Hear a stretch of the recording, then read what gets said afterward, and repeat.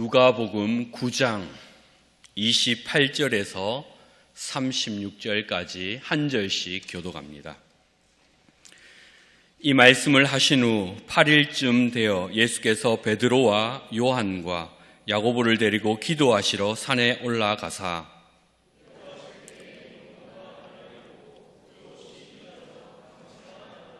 문득 두 사람이 예수와 함께 말하니 이는 모세와 엘리야라.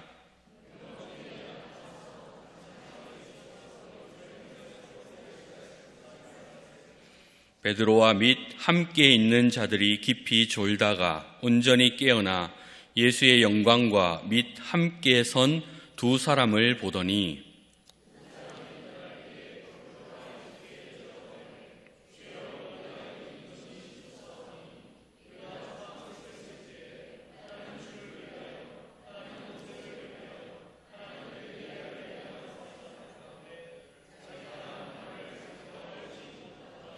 이 말 할 즈음에 구름이 와서 그들을 덮는지라. 구름 속으로 들어갈 때에 그들이 무서워하더니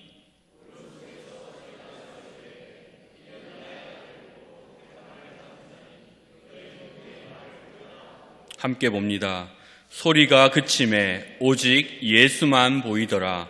제자들이 잠잠하여 그 본 것을 무엇이든지 그때에는 아무에게도 이르지 아니하니라. 아멘. 초등학교 학생 때 선생님께서 반 아이들에게 한 가지 주제를 주고 하나씩 이야기해보라 한 적 있으시지요? 그럴 때 드는 생각이 가장 먼저 이야기하면 좋을 텐데입니다. 왜요? 처음에 이야기하면 여러 가지 생각들 중에 아무거나 이야기하면 되기 때문이지요. 그런데 가장 마지막에 이야기하면 어떻습니까? 앞에 친구들이 다 이야기를 해서 할 말이 없습니다. 고난 주간 가운데 마지막 차례인 제가 그런 기분입니다. 그러나 앞서 말씀 들으신 그 말씀 가운데 비슷하거나 혹은 똑같은 내용이 있더라도 그게 하나님께서 여러분 한 분 한 분에게 주시는 말씀, 성령님께서 나에게 주시는 말씀이구나 생각하시어서 성령의 음성 들으시기를 우리 주님의 이름으로 축원합니다. 방금 우리가 찬양했지요. 어디서 많이 부릅니까? 당연히 교회에서 많이 부르고 또 어디서 많이 부릅니까? 장례식장 가면 많이 부릅니다. 장례식장 가면 예수 믿고 소천하신 분들은 소망이 있기 때문에 참 기쁘고 즐겁구나, 기쁘고 즐겁다고 찬양합니다. 이미 소천하신 분은 천국에 가셨고 남은 유족들과 성도들이 마음이 아프지요. 그러나 다시 만날 재회의 소망을 가지고 위로를 얻습니다. 오늘 제가 까만 넥타이를 했습니다. 오늘 누가 죽으셨습니까? 예수님께서 저와 여러분들의 죄 때문에 십자가에 못 박혀 죽으셨습니다. 물론 성도의 죽음과 예수님의 죽음을 동일시할 수는 없습니다. 그러나 우리는 예수님께서 3일 만에 부활하실 걸 이미 알고 있어요. 그리고 그 이후에 예수님의 삶도 알고 우리도 어떻게 될지를 압니다. 그래서 우리는 슬프지만 역시 참 기쁘고 즐겁게 찬양하며 기도하며 하나님께 영광 돌릴 수 있습니다. 예수 믿고 천국 가신 분은 천국을 가셨고 남은 유가족들을 위하여서 교회에서 예배를 드립니다. 임종 예배, 위로 예배를 드리고 입관, 발인, 하간 예배를 드립니다. 천국 가게 해달라고 드리는 게 아니라 남겨진 유가족들을 위로하기 위해서 드리지요. 그럴 때 소천하신 분들의 살아계실 때의 모습을 이야기하면서 말씀을 전하기도 합니다. 오늘 말씀이 그런 의미입니다. 우리 주님께서 평소에 하신 일들을 묵상하면서 그 일이 예수님의 고난과 무슨 상관이 있나? 또한 나에게는 어떤 메시지를 주시는가? 성령의 음성 들으시기 바랍니다.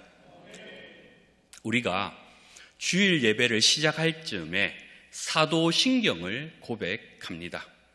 사도신경은 사도들이 만든 건 아니고 사도적인 고백이 담겨 있지요.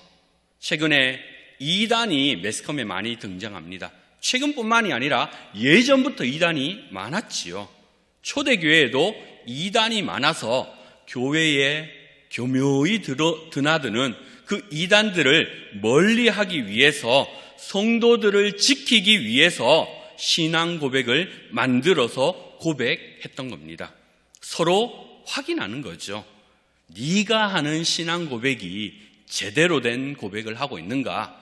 내가 하는 고백이 너와 같은 고백인가? 그래서 예배 시작 즈음에 신앙 고백을 합니다. 우리도 지금 신앙 고백을 해볼까요? 대신 이번에는 눈을 감지 말고 외우듯 하지 마시고 옆 사람을 한번 보세요. 옆 사람의 입을 보면서 제대로 된 신앙 고백을 하는지 혹 아직 못 외우시는 분들은 괜찮습니다. 앞에 띄워드리겠습니다. 고백이기 때문에 읽으셔도 됩니다. 띄워주세요. 시작. 전능하사 천지를 만드신 하나님 아버지를 내가 믿사오며 그 외아들 우리 주 예수 그리스도를 믿사오니 이는 성령으로 잉태하사 동정녀 마리아에게 나시고 본디오 빌라도에게 고난을 받으사 십자가에 못 박혀 죽으시고 장사한 지 사흘 만에 죽은 자 가운데서 다시 살아나시며 하늘에 오르사 전능하신 하나님 우편에 앉아 계시다가 저리로서 산자와 죽은 자를 심판하러 오시리라. 성령을 믿사오며 거룩한 공회와 성도가 서로 교통하는 것과 죄를 사하여 주시는 것과 몸이 다시 사는 것과 영원히 사는 것을 믿사옵나이다. 아멘. 제가 간단하게 구분을 했습니다. 빨간 색깔은요, 성부 하나님에 대한 고백이고, 파란 색깔은 성자 예수님에 대한 고백이고, 초록 색깔은 성령 하나님에 대한 고백으로 간단하게 구분을 했는데, 어떤 색깔이 가장 많습니까? 파란 색깔인 성자 예수님이 가장 많이 차지합니다. 왜 그럴까요? 제가 그 이유를 밝히고자 하는 건 아닙니다. 우리는 지금요, 고난주간을 보내는 중입니다. 우리 성도님들은 예수님께서 고난받으셨다 하면 어떤 생각이, 어떤 이미지가 가장 먼저 떠오르십니까? 어떤 영화에서 본 장면을 떠오르실 분들이 많겠지요. 주님께서 머리에 가시 면류관을 쓰시고 고리가 달린 채찍에 맞을 때에 살점이 찢겨 나가고 무거운 십자가를 나무를 지고 끄시며 가는, 또한 쓰러지고 머리부터 발끝까지 피로 범벅이 된 예수님, 패션 오브 크라이스트식의 예수님을 떠올리실 겁니다. 또는 예수님께서 이 잔을 옮겨달라고 하면서 나의 원대로 마시옵고 아버지의 원대로 해달라고 하십니다. 그러면서 십자가 상에서 엘리 엘리 라마 사박다니, 무슨 뜻입니까? 나의 하나님 나의 하나님 어찌하여 나를 버리셨나이까? 아들이 아버지께 버림받습니다. 예수님의 고난을 생각할 때 자신의 원이 아니라 아버지께 버림받는 장면을 두 번째로 떠올리실 겁니다. 그리스도 십자가 핵심, 그리스도 고난의 핵심은 우리의 죄 때문에 하나님의 아들이신 신이신 예수님께서 우리를 대신해서 벌받는, 징벌받는 모습입니다. 대속의 구원이지요. 그 죽음이 없었다면 우리는 결코 구원받을 수 없습니다. 오늘 그 예수님이 죽으셨습니다. 그 죽음에 감사하시기 바랍니다. 우리는 그리스도의 고난을 생각하면 하나님께로부터 버림받았거나 아니면 피범벅이 된 예수님을 떠올리기 쉽습니다. 이것이 그리스도 고난의 핵심이면서 기본입니다. 우리의 죄 때문에 우리를 대속하여 죽으신 고난이기 때문이지요. 그런데 거기서 끝일까요? 우리가 사도신경을 고백했는데 거기 성자 예수님에 대한 고백이 가장 많다고 했습니다. 그 부분만 다시 한번 볼까요? 그 외아들 우리 주 예수 그리스도를 믿사오니 이는 성령으로 잉태하사 동정녀 마리아에게 나시고 본디오 빌라도에게 고난을 받으사 십자가에 못 박혀 죽으시고 장사한 지 사흘 만에 죽은 자 가운데서 다시 살아나시며 하늘에 오르사 전능하신 하나님 우편에 앉아 계시다가 저리로서 산자와 죽은 자를 심판하러 오시리라. 여기 보시면요, 또 색깔이 있습니다. 빨간 색깔은 예수님의 탄생, 나심에 대한 부분이고, 파란 색깔은요, 고난받으시고 죽으심에 대한 부분이고, 초록 색깔은요, 부활하시고 재림하신다는 부분입니다. 여기서 우리는 파란 색깔만 보십시오. 예수님께서 이 땅에 태어나셔서 하신 일이 뭡니까? 고난받으사 죽으셨다. 이게 핵심이에요. 예수님께서 이 땅에 오셔서 하신 일이 이것밖에 없지요. 3년의 공생의 기간 가운데 예수님이 하신 일들이 얼마나 많습니까? 가르치시고 고치시고 전하시고 여러 가지 이적들도 베풀어 주셨지요. 그런데 사도적인 고백이 담겨있는 사도신경 안에 예수님의 사역은요, 예수님이 태어나셨고 고난받으시고 죽으셨다. 그게 끝이에요. 왜일까요? 다른 일은 별로 중요하지 않으니까 안 적어놓은 게 맞을까요?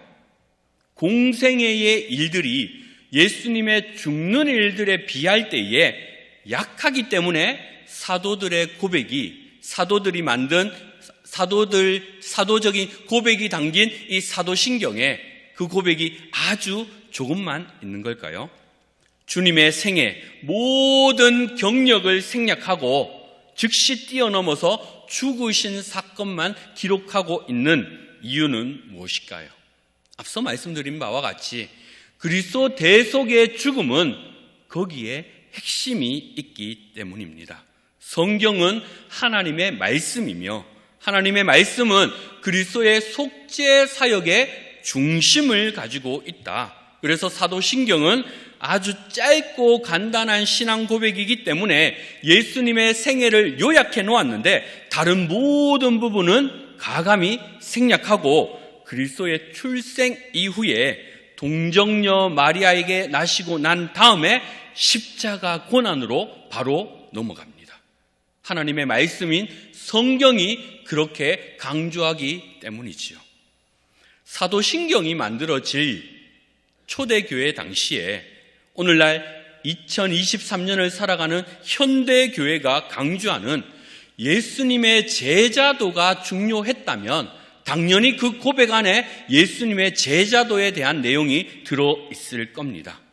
또한 모든 공교회가 이 사도적 고백인 사도신경을 인정했다는 건 처음 교회에 와서 하나님을 믿는 그 초신자에게 그 하는 고백 중에 가장 중요한 고백은 제자도가 아니라 그리스도의 속죄 사역이기 때문이란 걸 우리는 기억해야 합니다.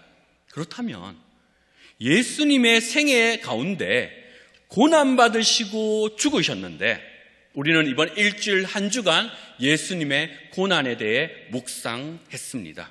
그렇다면 이번 한 주간, 그러니까 지난 주일, 종려주일 이후에 주일부터 금요일, 토요일까지만 예수님께서 고난을 받으셨을까요? 생각해 보십시오. 우리 예수님이 누구십니까? 삼위일체 하나님이십니다. 하나님이신 분이 사람이 되어 이 땅에 오심 자체가 고난이지 않겠습니까? 우리 예수님이 어디에서 태어나셨습니까? 로마 황제 아구스토가 호적하라는 명령에 예수님의 육적인 아버지와 어머니는 고향으로 내려갑니다. 호적하기 위해서. 그런데 그곳에 사람들이 너무 많아서 묵을 여관이 없었어요. 결국 아기 예수님은 어디에서 태어나십니까? 누일 장소가 없어서 결국 동물들의 밥통 구유에서 태어나셨습니다. 얼마나 큰 고난입니까? 그런데 이 아기 예수님께서 동물들의 밥통 구유에서 태어난 게 아니라 당시에 여관이 있어서 여관에서 태어나셨다면 고난이 아닌 게 됩니까? 또 로마 황제가 살고 있던 황실에서 예수님께서 태어나셨다면 고난이 아니라 영광이 됩니까? 아니지요. 삼위일체 하나님, 성자 예수님께서 이 땅에 오심 자체가 고난입니다. 무슨 말이냐면 사도신경에서 말하는 그 고난은 십자가에 달리실 때 일주일만 말하는 게 아니라 예수님께서 이 땅에 오셔서 사신 그 33년 자체가 고난이라는 말입니다. 우리가 고난 주간에 꼭 기억해야 할 건 패션 오브 크라이스트식의 고난만 기억할 게 아니라 예수님께서 저와 여러분들 한 분 한 분을 위해 이 땅에 오셔서 하신 모든 일이 고난이라는 걸 기억하시기를 바랍니다. 사도신경에서 십자가 고난에 대한 내용은 예수님의 삶 전체를 말합니다. 조금 어려운 질문이 따라옵니다. 그리스도께서 죽으심을 통해서 그분의 구속 사역을 이루셨을까요? 아니면 그분의 모든 생애를 포함해서 구속 사역을 이루셨을까요? 조금 쉽게 표현하자면 예수 그리스도가 죽으심을 통해서 우리를 구원했을까요? 아니면 예수 그리스도가 사심, 생애를 통해서 우리를 구원하셨을까요? 우리는 예수 그리스도의 죽으심을 통해 우리를 구원했다는 건 잘 압니다. 그러나 예수 그리스도의 사심 또한 우리를 구원하는 데 한몫했다는 겁니다. 예수님의 죽으심과 부활으로 인하여서 우리를 구원하신 예수 그리스도. 그렇다면 예수님께서 가르쳐 주신 기도나 제자도나 혹은 그가 하신 말씀들은 다 필요 없지 않을까요? 만약 고난, 죽으심만 우리에 대속한다면 나머지는 다 별로 필요 없는 내용이 되지 않을까요? 그러나 아닙니다. 방금 말씀드린 바와 같이 예수님께서 이 땅에 오신 것 자체부터 고난의 시작이었으며 또한 그 모든 사심을 통해서 결국에는 죽으심을 통해서 저와 여러분을 구원하셨음을 믿으시기를 바랍니다. 그런 관점에서 예수님을 환영한 사람들을 보십시다. 요한복음 12장 12절 함께 읽어봅니다. 시작. 그 이튿날에는 명절에 온 큰 무리가 예수께서 예루살렘으로 오신다는 것을 듣고 종려나무 가지를 가지고 맞으러 나가 외치되 호산나 찬송하리로다. 주의 이름으로 오시는 이 곧 이스라엘의 왕이시여 하더라. 예수님께서 예루살렘으로 향하여서 들어가시는 길에 거기 몰려든 사람들이 격렬하게 예수님을 맞습니다. 크게 환영을 하지요. 몇 주 전에 국가대표 A팀 축구가 있었습니다. A 매치를 하기 위해서 해외파 선수들이 우리나라에 들어왔어요. 손흥민, 이강인, 김민재 등 들어올 때 얼마나 많은 사람들이 공항에 나가서 그들을 반겼는지 모릅니다. 큰 환영이었지요. 예수님께서요, 예루살렘에 입성할 때에 너나 할 것 없이 자기의 겉옷을 벗어서 길에 펴고 몰려든 사람들로 인하여서 인산인해였다고 말합니다. 예수님께서 어린 나귀를 타고 들어가실 때에 양편에 서서 저마다 손에 종려나무 가지를 흔들면서 호산나 다윗의 자손이여 우리를 구원하소서라고 외칩니다. 예루살렘으로 오시는 왕을 환영하지요. 예수님께서 지금 어디로 들어가셨다고요? 예루살렘. 해외파 선수들이 인천공항으로 입국해 들어올 때 열렬히 환영하는 사람들은 누굴까요? 우리나라 사람입니다. 일본이나 미국에 교포로가 있는 사람이 그들이 들어온다고 해서 인천공항에 와서 그들을 환영하는 게 아니라 우리나라 사람들이, 이 땅에 살고 있는 사람들이 반갑다고 환영을 하는 것이요. 그렇듯 예수님께서요, 예루살렘으로 들어오실 때에 예루살렘 사람들이 예수님을 환영해야 돼요. 그런데 방금 읽은 요한복음 12장에 보니까요, 명절에 온 큰 무리라고 해서 예수님을 맞이할 때 환영했던 사람들은 예루살렘 원주민들이 아니라 다른 곳에서 온 사람들이 환영을 하고 있다는 말입니다. 군중은 많았지만 그 핵심이 예루살렘 사람이 아니었다는 말입니다.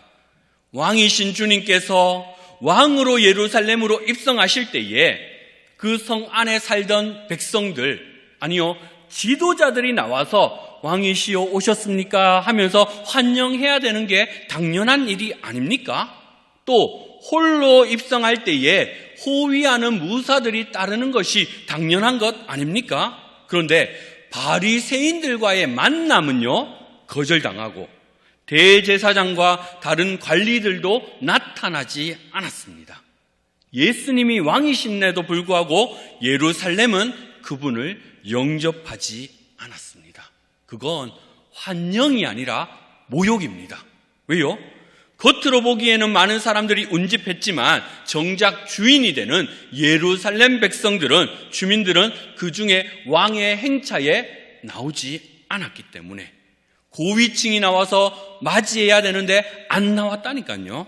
얼마나 큰 무례입니까? 만약에 진짜 일반의 왕이나 고관이 왔는데 아무도 맞이하지 않았다면 모욕으로 느낄 겁니다. 이런 모욕으로 느낀 그 사람은 본국으로 돌아가서 이 나라를 칠 준비를 하겠죠. 명분이 있잖아요. 우리 주님께서 예루살렘으로 입성하실 때에 겉으로 보기에는 많은 사람들이 주님을 영광스러운 왕으로 여기는 것처럼 보였지만 그 성의 정작 주체자가 되어야 할 예루살렘 주민들과 지도자는 아무도 맞이하지 않는, 환영받지 못한 입성입니다. 환영한 자들은 어떻게 합니까? 일주일 지나서, 일주일도 안 되지, 일주일도 안 돼서 호산나 외치던 자들이 예수를 못 박으십시오라고 외칩니다.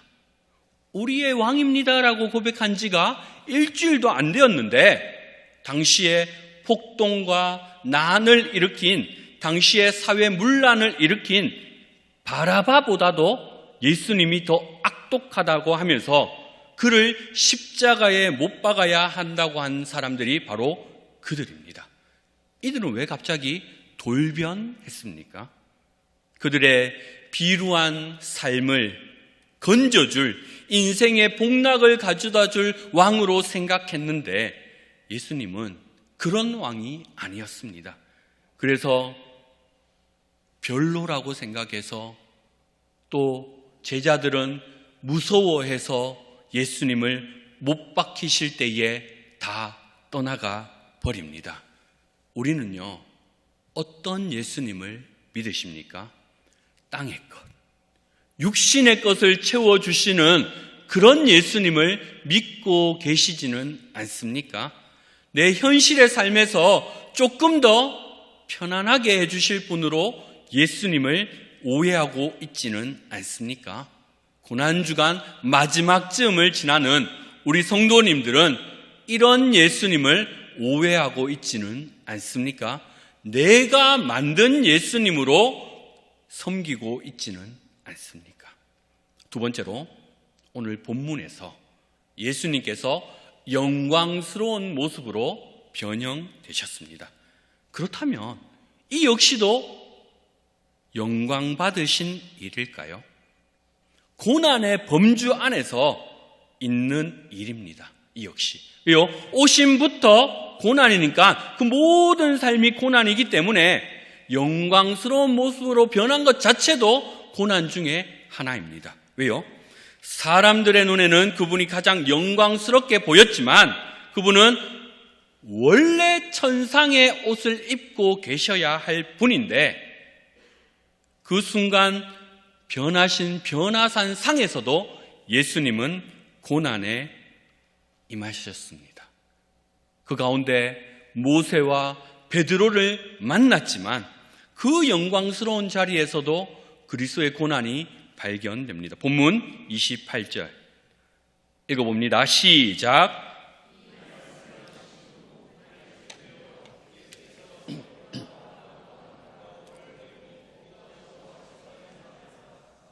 이 말씀이 뭘까요? 예수님이 묻습니다. 사람들이 나를 무엇이라고 하느냐? 그때 사람들이 이렇다 하고 베드로가 고백하지요. 주는 그리스도시요 살아계신 하나님의 아들입니다 라는 고백을 공간복음에서 다 말씀하시고 오늘 본문 변화상 사건이 일어납니다. 본문 29절 기도하실 때에 용모가 변화되고 그 옷이 휘어져 광채가 나더라. 베드로, 요한, 야고보가 예수님과 함께 변화산에 올라가셨을 때 예수님의 용모가 변화되고 옷이 휘어져 광채가 났는데 마가복음의 표현을 빌리자면 그 옷의 광채가 세상에서 빨래하는 자들이 그렇게 희게 할 수 없을 만큼 매우 휘어졌다고 합니다. 예수님께서는 왜 변화산에서 이렇게 빛난 광채처럼 나타나셨습니까? 그건 예수님 자기 자신이 멋져 보이려고 그렇게 한 건 분명히 아닙니다. 우리 목사님께서 말씀하신 바와 같이 장차 어떻게 될지를 우리에게 보여주시기 위함이지요. 제자들과 오고 오는 모든 세대 교회들에게 그리스도가 앞으로 어떻게 감당하실지 그리고 우리가 어떻게 될지에 대해서 일부러 그렇게 변형되셔서 알려주셨습니다. 그런데 예수님께서 용모가 변화되었다는 이 말은 신약 성경에도 여러 군데 나타납니다. 곧 그리스도의 얼굴이라는 말과 똑같은 말을 사용합니다. 무슨 말이냐면 모세가 시내산에서요 십계명을 받고 내려올 때에 많은 사람들이 송아지를 만들잖아요. 금으로. 그래서 그걸 깨뜨리고 다시 한 번 더 올라가서 내려올 때에 받고 내려올 때에 모세의 얼굴이 어찌 됐습니까? 그걸 가리려고 일부러 수건을 덮습니다. 수건을 덮는 이유가 뭔지 압니까? 바로 고린도후서 3장에 말씀합니다. 3장 13절 우리는 모세가 이스라엘 자손들에게 장차 없어질 것에 결국을 주목하지 못하게 하려고 수건을 그 얼굴에 쓴 것 같이 아니하노라. 왜 수건을 얼굴에 썼습니까? 진짜 빛이 있고 너희들이 보는 그 빛은 진짜 빛 아니대.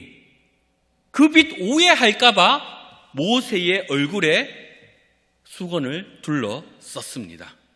진짜 빛은요 모세의 얼굴에 드러난 게 아니라 모세의 얼굴에 드러난 빛은요 반사된 빛일 뿐입니다. 모든 사람들이 모세의 얼굴을 보면서 우와, 하나님의 광채가 저기 있다, 모세의 얼굴에 있다, 그 환호성 짓는 것을 막기 위해서 얼굴에 수건을 덮어 썼습니다. 왜요? 장차 없어질 것에, 그 영광은 장차 없어질 겁니다. 근데 그 결국을 주목하지 못하게 하기 위함이지요. 우리가 본질적으로 주목해야 될 것과 부수적으로 주목해야 할 것이 있습니다. 뭐라고요? 모세의 얼굴에 빛났던 그 빛은 하나님의 영광의 반사일 뿐이지 하나님의 영광 자체가 아니라는 말입니다. 그래서 성도들에게 경고를 받았던 겁니다. 반사에 집중하지 마라. 복사에 마음을 두지 마라. 본체이신 하나님께로만 집중해라. 그렇다면 변화산에서 영광의 형체를 입으신 그리스도께는 어떠셨습니까? 그분이 입으셨던 영광, 우리 사람의 눈으로 보기에는 영광스럽고 대단스럽고 완전한 것 같았지만 아닙니다. 그 또한 장차 있을 영광에 비하면 아무것도 아니라는 말이지요. 왜요? 참된 하나님, 그분은 영광 자체인데 영광 같은 걸 입히니까 그분에게 어찌 그게 영광이 되겠습니까? 모조된 영광, 복사된 영광, 이걸 받으셨다면 예수님에게 그것 또한 고난이 아니겠습니까? 가장 영광스러운 그 변화산에서의 사건 역시 예수님에게는 고난일 뿐입니다. 왜요? 빛의 원천이신 분이 빛을 통해서, 빛을 받아서 빛나는 건 모욕일 뿐이기 때문입니다. 성자이신 우리 주님은요, 본질이지 반사된 분이 아닙니다. 이 땅에 오신 이상 그분은 그걸 가질 수가 없었습니다. 하늘의 가장 영광스러운 그 영광에 근접할수록 성자의 슬픔은 더욱더 극으로 달하게 됩니다. 왜냐하면 거기에는요, 하나님이신 그분이 본래 가지고 계셨던 영광이 아니라 그 자체는 없고 반사된 것만 있기 때문이지요. 우리 주님께서 우리가 볼 때는 영광스러운 장면이지만 예수님에게는 고난 자체였습니다. 그래서 이 고난받는 이 모습을 로마 병정들이 어찌합니까? 누가복음 23장 11절. 헤롯이 그 군인들과 함께 예수를 업신여기며 희롱하고 빛난 옷을 입혀 빌라도에게 도로 보내니, 누가는요 의도적으로 십자가에 달려 죽으러 가실 때에 헤롯이 입혔던 옷, 뭐라고요? 빛난 옷이라고 표현합니다. 누가가 예수님께서 십자가에 달리셨을 때 헤롯이 입힌 옷을 빛난 옷이라고 쓴 이유는 명백하게 변화산 사건을 떠올리게 하지요. 네가 빛이라고? 네가 빛의 근원이라고? 옛다, 빛이다 하면서 그걸 입으라는 거예요. 얼마나 모욕입니까? 한편 예수님의 용모가 변화되었을 때 제자들은 무엇합니까?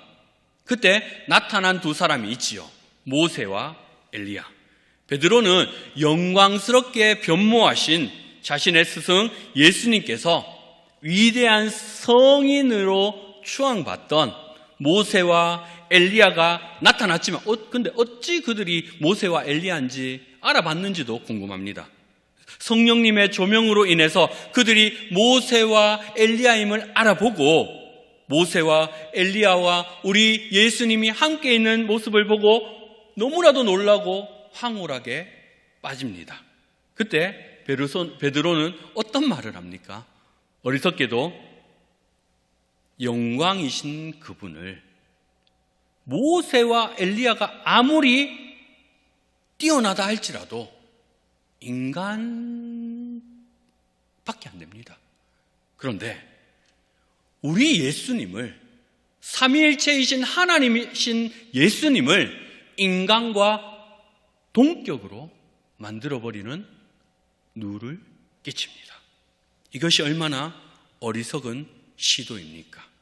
그러면서 베드로가 했던 말이 뭡니까? 본문 33절 읽어봅니다. 시작. 두 사람이 떠날 때에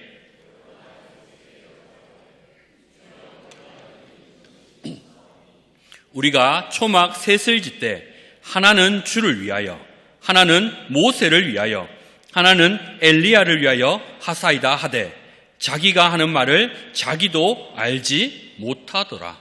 자기가 하는 말을 자기도 알지 못했대요. 그런데 초막 3개를 지읍시다. 하나는 모세를 위해서, 하나는 엘리야를 위해서, 하나는 예수님을 위해서. 초막이 뭡니까? 임시 막사입니다. 베드로는요, 하늘의 영광이 어떤 건지 전혀 알지 못해요. 그래서 땅에서 풀과 짚으로 만드는 막사를 하나님의 영광을 보존할 수 있을 만큼이라고 생각해서 너무 멋져 보이니까 그걸 가두려고 했던 겁니다. 제가 힘들어하고 있을 때 저희 둘째 5살입니다. 제가 힘든 걸 보고 찾아와서 포켓몬 카드를 주면서 아빠 힘내 라고 하면 그게 위로가 되겠습니까? 마치 이러합니다. 우리 예수님을, 하나님이신 분을, 신이신 분을 내 소유로 만들려고, 가두려고 합니다. 우리 성도님들은 이러한 모습이 없습니까? 하나님을 하나님으로 모시지 않고 내가 원하는 바를 해결하기 위해서 내가 만든 하나님을 만들어 놓고 그렇게 섬기고 있지는 않습니까? 만들어진 우상은 결코 신이 될 수 없습니다. 이 땅에 예수님께서 오셔서 저와 여러분들의 죄를 위해서 어디에 달려 죽으셨습니까? 십자가. 예수님께서 십자가에 달려 죽으신 이유는 저와 여러분들의 죄 때문이라고 했습니다. 신명기 21장 22절 사람이 만일 죽을 죄를 범함으로 네가 그를 죽여 나무 위에 달거든 그 시체를 나무 위에 밤새도록 두지 말고 그날에 장사하여 네 하나님 여호와께서 내게 기업으로 주시는 땅을 더럽히지 말라. 나무에 달린 자는 하나님께 저주를 받았음이니라. 신명기 말씀은요, 나무에 달린 자는 하나님께 저주를 받은 자라고 합니다. 이스라엘의 사형법은요, 어떤 사람이 죽을 죄를 저질렀잖아요. 그때 사형법은 뭡니까? 돌로 쳐 죽이는 겁니다. 그리고 나무에 단다는 건요, 죽음 이후의 후속 조치를 말하는 거지요. 보통 우리가 십자가를 생각할 때 십자가는 처형의 수단이라고 말합니다. 그런데 정확하게는요, 신명기에서 우리 예수님은 십자가에 달린 게 맞습니다. 신명기에서 나무에 다는 건 처형법이 아니라 이미 죽은 사람을 나무에 다는 겁니다. 왜요? 하나님께 저주받았음을 드러내시기 위함이지요. 신명기의 내용에서 처형을 당한 사람은 돌에 맞아 죽습니다. 그러니까 이스라엘의 전통적인 사형법은 돌로 쳐서 죽는 거예요. 스데반이 그렇게 죽었잖아요. 예수님을 돌로 치려고 죽으려 했지만 어떤 죄를 찾지 못해서 로마에게 넘겨주고 로마의 사형법인 십자가에 달려 죽게 만든 거지요. 그리고 돌로 쳐서 죽는 이스라엘의 사형법은요, 한 명이 치는 게 아니라 집단으로 돌로 쳐서 죽입니다. 그 심판은 모든 이스라엘 백성들이 함께 연대 책임을 진다는 말이지요. 왜 이런 법을 만들었을까요? 이스라엘의 법은 하나님의 법에 기초합니다. 인간 사회의 질서를 유지하기 위해서 인간들끼리 약정을 해서 만든 법이 아니라 하나님의 법을 준수하기 위해서 하나님께서 제정해 놓으신 법이지요. 죽을 일을 당했다. 그러면 집단으로 돌로 쳐서 죽이는 겁니다. 왜요? 그 속에서 한 명이 다른 생각을 하더라도, 심지어 그 범죄자가 가족일지라도 그들은 돌로 쳐서 죽여야 합니다. 왜요? 그게 하나님의 방식이라는 거예요. 무슨 말이냐면, 언약 공동체로부터 떨어져 나갔다, 복된 하나님의 나라에서 제한받았다라는 걸 보여주기 위함입니다. 그래서 구약에서 돌로 쳐서 죽이는 시스템은 오늘날 출교와 같습니다. 출교는 언약 공동체로부터 제함이잖아요. 우리가 출교를 무섭게 여겨야 되는 이유는, 그게 구약 성경으로 말하자면 돌로 맞아서 죽는 일이기 때문입니다. 그리고 이렇게 처형을 당한 사람은요, 바로 매장되지 않고 나무에 매답니다. 일부러. 왜요? 지나가면서 저 봐라, 죽을 죄 지어서 돌에 맞아 죽고 하나님께 저주받았다라는 사실을 드러내기 위함이지요. 장사 지내지 못하고 나무에 달려 죽습니다. 나무에 달린 사건이 몇 가지 있습니다. 여호수아 8장 29절, 그가 또 아이 왕을 저녁 때까지 나무에 달았다가 이스라엘이 여리고를 점령한 이후에 아이성, 작은데 그것을 점령하지 못합니다. 아간의 범죄로 인하여서. 아간이 처리를 한 뒤에 결국에는 아이성을 점령합니다. 그때 아이성 왕이 하나님 앞에 굴복하지 않았기 때문에 그를요, 나무에 매답니다. 또 10장 26절, 그 후에 여호수아가 그 왕들을 쳐 죽여 5 나무에 매달고 저녁까지 나무에 매달린 채로 두었다가, 8장에서는 아이성의 왕을 나무에 매달고 10장에서는요 동맹을 맺은 5 왕을 5 나무에 매답니다. 근데 그 내용들은 많지만 그 가운데 기브온 사람들이 거짓말함으로 하나님의 백성이 되는 일이 있습니다. 하나님께서 그들을 구해주시고 또 해와 달을 멈추셔서 그들을 도우셨습니다. 무슨 말이냐면, 너희들, 내가 이 가나안 땅을 차지할 건데 너희들 중에 내 백성으로 들어오면은 내가 용서하여 줄 거고, 기브온 백성들과 같이. 그러나 끝까지 버티면 하나님께 저주받은 자로서 나무에 매달 거다라는 말입니다. 나무에 매달린 자는 하나님의 백성이 되지 못한 하나님의 저주받은 자임을 우리는 아셔야 합니다. 이스라엘의 사형법, 돌로 맞아 죽는 것, 또한 나무에 다는 것은 한 가지를 알려줍니다. 하나님의 가족 공동체에서 제명되는 것.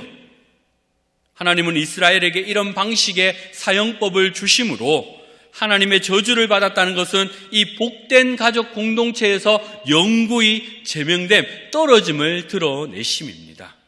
하나님께서 마귀의 가족이 된 저와 여러분들을 다시 하나님의 가족으로 만들기 위해서 예수님께서 그 나무에 매 달리셨습니다. 우리는 십자가를 생각할 때 우리 교회가 있음에 감사하셔야 합니다.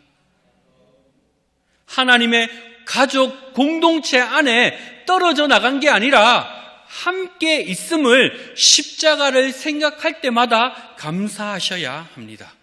우리는 교회를 스스로 떠나는 건요, 뭡니까? 스스로 돌에 맞아 죽는 것과 같다니까요. 이단이 아닌 이상 교회에서 여러분들을 제명하지 않습니다. 아무리 큰 잘못을 했다 하더라도 이단이 아니면 하나님께 용서받습니다. 십자가는 그만큼 큰 능력이 있습니다. 말씀을 정리합니다. 고난주간을 보내며 우리 주님 오심 자체가 고난이며, 인간이 생각할 때 영광스러운 일이다 하더라도 우리 주님께는 수치이며, 고난임을 기억하며 수치의 극치, 십자가에 달리신 예수 그리스도께서 우리를 영적인 가족으로 끌어들이기 위해서 죽으셨다는 것을 끝까지 믿으시어 그 믿음 가지고 하나님 나라에 입성하시는 우리 귀한 성도님들 되시기를 우리 주님의 이름으로 축원합니다. 찬양 드리겠습니다.